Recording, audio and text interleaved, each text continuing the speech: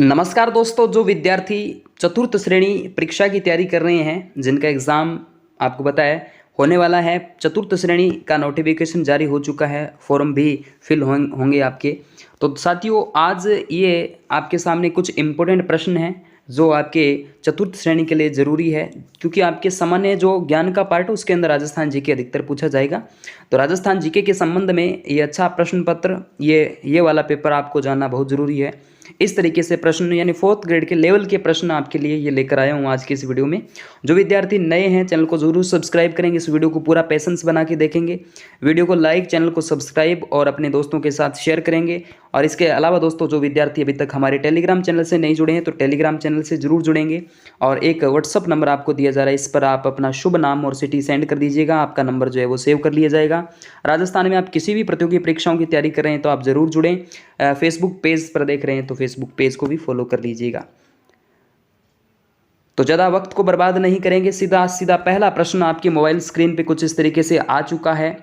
राजस्थान की जलवायु को प्रभावित करने वाला कारक है, प्रभावित करने वाला कारक पूछे आपसे। अक्षांशीय स्थिति बिल्कुल प्रभावित करती है, वनस्पति भी करती है, समुद्र से दूरी भी तो करती है ना।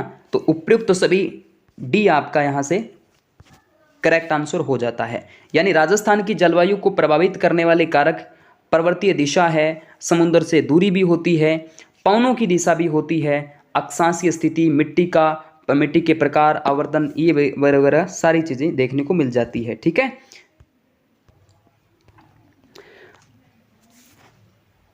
अगला जो प्रश्न आपके सामने देख सकते हैं, राजस्थान पूर्व सैनिक लिमिटेड यानी REXCO की स्थापना किस वर्ष की जाती है? अच्छा प्रश्न है, प्यारा प्रश्न है दोस्तों, शानदार प्रश्न है। तो इसकी जो स्थापना है सन 2012 में की जाती है। याद रखिएगा दोस्तों, पर्यटन साहित्य देखिएगा, इसका जो है इसकी स्थापना सन 2012 के अंदर की जाएगी, इम्पोर्टेंट है। चलिए उसके बाद बात करते हैं, आपको बता दूं राजस्थान जो सैनिक कल्याण बोर्ड होता है ना, उसके माध्यम से जो है ये आपके आ जाता है। चलिए तीसरा प्रश्न, शानदार प्रश्न है। निम्नलिखित को असुमेलित युग्म है, निम्नलिखित में से असुमेलित युग्म का चयन करना है। असुमेलित देखिएगा, शेरगढ़ वन्य जीव अभ्यारण्य 12 जिले के अंदर है, बंद बेराठा भरतपुर के अंदर है, दर्रा कोटा में है, केला देवी करौली में है, लेकिन यहाँ झालावाड़ लिखा है। डी करेक्ट आंसर हो जाएगा। सिंपल सा प्रश्न है, ठीक है। पिछले में क्या पूछा आपसे? REXO राजस्थान पूर्व सैनिक निगम लिमिटेड, यानी राजस्थान सरकार का ये उपक्रम था। आप कह सकते हो राजस्थान एक्स सर्विसमैन, ठीक है, एक्स सर्विसमैन कॉरपोरेशन लिमिटेड की बात यहाँ से की जा रही है। चलिए अगला प्रश्न देखिएगा, मेरे दिमाग में आया था Rajasthan ex serviceman corporation limited. चलिए अगला प्रश्न चौथा, पाली संभाग के गठन से पूर्व जालोर जिला किस संभाग में था? हो सकता है, वैसे तो ये अपने आप में कंफ्यूजिंग सा प्रश्न है, सॉरी कंफ्यूजिंग नहीं है, प्रश्न तो सिंपल है, अच्छा है, लेकिन ये नए जिलों के संबंध में प्रश्न जो है आ चुका है। तो इसका राइट आंसर आपका अजमेर हो जाएगा, क्योंकि अजमेर संभाग में था। चलिए राजस्थान में वर्ष 2012 की जनगणना के अनुसार सर्वाधिक शिशु लिंगानुपात, मोस्ट इंपोर्टेंट है भाई, क्या पूछा है? शिशु लिंगानुपात आपसे पूछा है। तो यहाँ आपका जो करेक्ट आंसर है वो आ जाएगा ए, बांसवाड़ा का। ठीक है, बांसवाड़ा का शिशु लिंगानुपात हो जाता है, सबसे सर्वाधिक है। और न्यूनतम पूछ ले कोई तो न्यूनतम बता सकते हैं आप, झुंझुनू का है। ठीक है, झुंझुनू का शिशु लिंगानुपात न्यूनतम है। अगला प्रश्न क्या कहता है? डग गंगाधर उच्च प्रदेश अवस्थित है।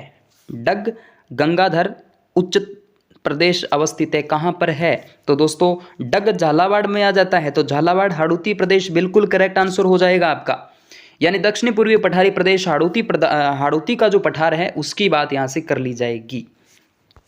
चलिए सातवां प्रश्न आपके सामने है, निम्नलिखित में भारत वन स्थिति रिपोर्ट 2021 के अनुसार राजस्थान में न्यूनतम वन विस्तार वाला जिला, न्यूनतम पूछा है आपसे, न्यूनतम पूछा है उदयपुर, यहाँ पे बिल्कुल करेक्ट आंसर हो जाएगा। ठीक है, डी यहाँ पे उदयपुर। भारतीय वन स्थिति रिपोर्ट 2021 की बात यहाँ से की जा रही है। राजस्थान में सर्वाधिक पूछे आपसे उदयपुर में रहेगा। और भारत के अंतर्गत देखा जाए तो यहाँ आपका चूरू में सबसे कम है और यहाँ सर्वाधिक पूछ लिया गया है तो उदयपुर हो जाएगा। चलिए अगला प्रश्न, यहाँ करेक्ट आंसर देखिएगा क्या होगा। लूणी की एकमात्र सहायक नदी जो अरावली की पहाड़ियों से नहीं निकलती, अरावली की पहाड़ियों से नहीं निकलती है, यहाँ आपका जो करेक्ट आंसर रहेगा, देखो जवाई निकलती है, जोजड़ी नहीं निकलती, सूकड़ी बाड़ी ये निकलती है। जोजड़ी लूणी की एकमात्र सहायक नदी है जो जिसका उद्गम अरावली की पहाड़ियों से नहीं होता है, लेकिन होता कहाँ पर है, तो ये दोस्तों नागौर का एक गांव आता है ना, कौन सा गांव, पाड़लू ऐसा कुछ करके गांव आता है, वहाँ से निकलती है। तो आपकी जो जोजड़ी है ना वो एकमात्र सहायक नदी है जिसका उद्गम अरावली की पहाड़ियों से नहीं नागौर जिले से होता है। अगला प्रश्न देखिएगा, पूछा है कि निम्न कथनों में से असत्य कथन, क्या पूछा है आपसे, असत्य कथन। 20वीं पशु जनगणना के अनुसार राजस्थान में कुल पशु संपदा 568 लाख, ये बात तो सही है। राजस्थान में खेरी नस्ल की भेड़ जोधपुर, नागौर, पाली जिलों में पाई जाती है, ये बात भी एकदम सही है। राजस्थान में बारबरी नस्ल बकरी, हाँ बिल्कुल बकरी की पूर्वी राजस्थान में, बिल्कुल भाई। राजस्थान में नाली नस्ल की भेड़ जो है टोंक, जयपुर, अजमेर, बूंदी में नहीं पाई जाती, नहीं भाई नहीं। नाली नस्ल तो आपके नाली क्षेत्र में आ जाएगी, नाली सर घग्गर नदी वाला क्षेत्र, बिल्कुल। हनुमानगढ़ गंगानगर का क्षेत्र आप कह सकते हैं, चूरू का क्षेत्र कह सकते हैं, झुंझुनू, यानी मोस्टली गंगानगर का क्षेत्र आ जाएगा जहाँ पर नाली हनुमानगढ़ गंगानगर, लेकिन ये जिले यहाँ पर नहीं होंगे, तो डी आपका करेक्ट आंसर हो जाता है। अगला प्रश्न देखिएगा, पश्चिमी राजस्थान में सबसे अधिक व विस्तृत क्षेत्र में पाए जाने वाली मिट्टी आपसे पूछा है, रेतली, कछारी, काली, लाल लोमी मृदा, बिल्कुल यहाँ रेतली मिट्टी, मरुस्थली मिट्टी पाई जाती है।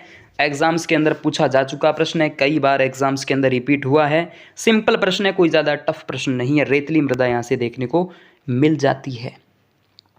अरे सर लाल लोमी तो डूंगरपुर बांसवाड़ा है, और आपसे काली मिट्टी पूछे तो हाड़ौती प्रदेश आ जाता है। जालोड़ मृदा पूछे, सॉरी कछारी मृदा पूछे आपसे तो आप कह सकते हैं धौलपुर वाला क्षेत्र यानी पूर्वी राजस्थान का, लेकिन रेतली मृदा या मरुस्थली मृदा जब पूछे तो संपूर्ण आपका पश्चिमी मरुस्थल जो है आ जाएगा।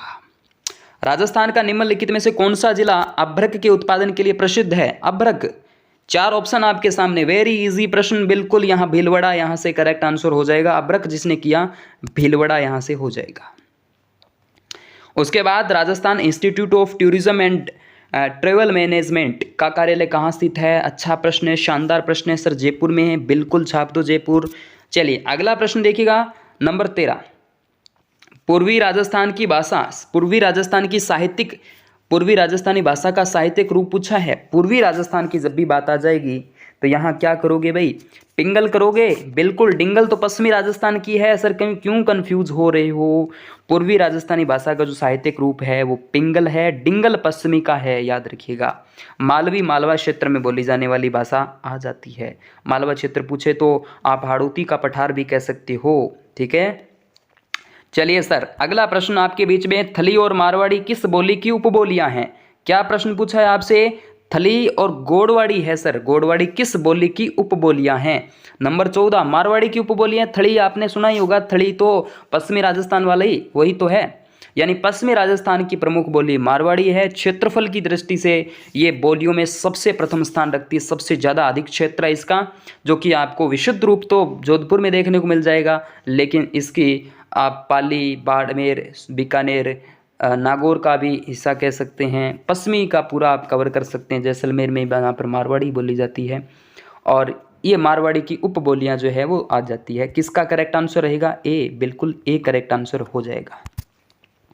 चलिए अगला प्रश्न, शानदार प्रश्न है, आया हुआ प्रश्न है, भारतीय डाक विभाग ने वर्ष 1992 में किसकी फड़ पर सर्वप्रथम 5 रुपये का डाक टिकट जारी करते हैं। 5 रुपये का डाक टिकट, देवनारायण जी की फड़, तेजा जी की फड़, रामदेव जी की फड़, बाबू जी की फड़, नहीं जी, देवनारायण जी 5 सितंबर को जारी करते हैं 5 सितंबर 1992 को देवनारायण जी की फड़ पर 5 रुपये का डाक टिकट जारी किया जाता है। देवनारायण जी की फड़ के बारे में आपने सुनी होंगी। आसिंद भीलवाड़ा के अंदर इनका मंदिर बना हुआ है। गुर्जर जो जाति के भोंपे होते हैं, जंतर नाम के वाद्य यंत्र से इनकी फड़ का वाचन करते हैं। राजस्थान की सबसे फड़ों में सबसे बड़ी है, सबसे लोकप्रिय फड़ भी इनकी मानी जाती है। क्या लोकप्रिय? तो आपके बाबूजी महाराज की है ना। चलिएगा, बिजासन माता का मंदिर इंद्रगढ़ दिखाई दे रहा है कि इंद्रगढ़ कहाँ पर? इंद्रगढ़ बूंदी में है भाई। बिजासन माता का मंदिर सिंपल सा है, और छोटी सादड़ी में पूछे तो कोई एक आती है आपके भंवर माता मंदिर, बिल्कुल भंवर माता का मंदिर। चौटन के अंदर भोंपों की कुल देवी विवरात्रा माता, और आवा के अंदर तो आपने सुना ही होगा सुगाली माता का मंदिर आ जाता है। इसके बाद निम्नलिखित में से असुमेलित युगम का चयन करिए। असुमेलित युगम आपसे पूछ लिया। नेवरी आभूषण किसका है? नेवरी आभूषण पैर का है, सही बात है। मादलिया गले का है, ठीक है।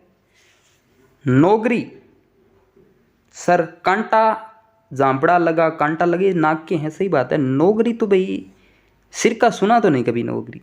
अच्छा नोगरी सर एक पेपर में आया था पीछे, बिल्कुल नोगरी हाथ का आभूषण है, हाथ का है आभूषण नोगरी, बिल्कुल सी करेक्ट आंसर हो जाएगा।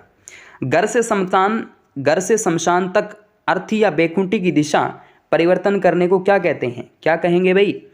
पिंडदान, आघेटा, मोसर, जोसर, बिल्कुल आघेटा कहेंगे सर। इसमें क्या कंफ्यूज होना, आघेटा हो जाएगा करेक्ट आंसर। घर से शमशान तक अर्थी या बैकुंठी की दिशा परिवर्तन करने को आघेटा कहा जाता है।